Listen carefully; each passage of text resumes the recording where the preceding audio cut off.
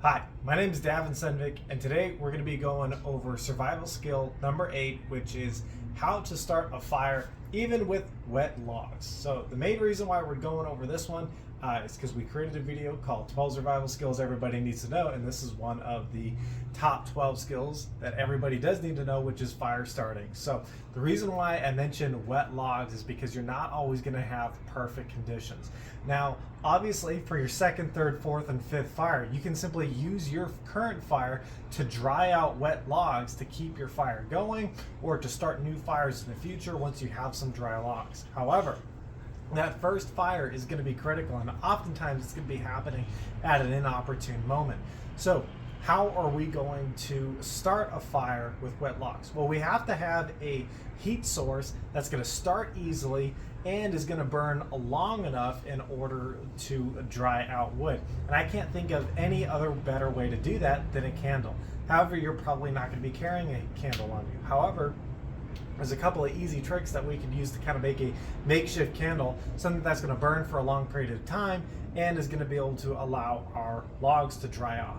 And it's going to be easy to light. As a matter of fact, we have a ferrorod with us today, so we're not going to be using matches or lighters or anything like that, which would make this a whole lot easier if you did have it. So what we've got is just a little bit of cardboard.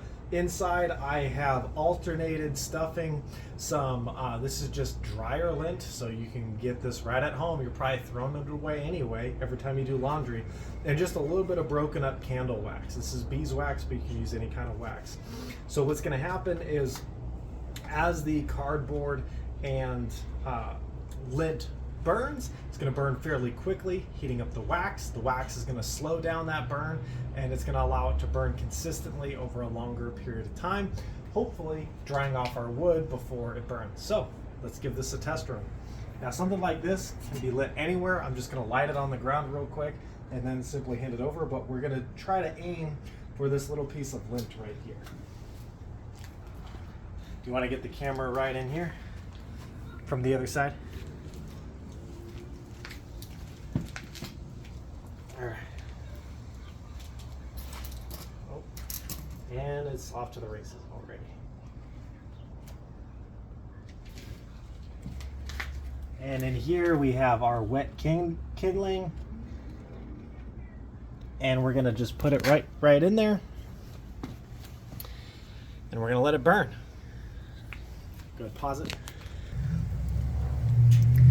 All right, as you can see, our candle is starting to dry off these logs. And what I've done is I've created a little pocket for the candle to go into first. Now the wax is starting to melt, catch on fire, and it's actually heated up the logs enough to where the logs are now catching on fire now. So there you have it. There's a variety of ways to do this. Some people use egg cartons, they melt candle wax, and they create little individual servings. I just created this with just some scrap trash that was sitting around my garage. So it really does not take a whole lot of effort in order to create some preparedness. You could store this in a little Ziploc bag so it stays dry, and all the time you'll have ready to go kindling in order to start a fire with a ferro rod or anything else that you might have. And like I said, if you had a match or a lighter, this would even be easier to do. So there you have it. You know, use a candle and have something that burns sustainably for a long enough period of time, and you'll be able to create a fire in any kind of condition.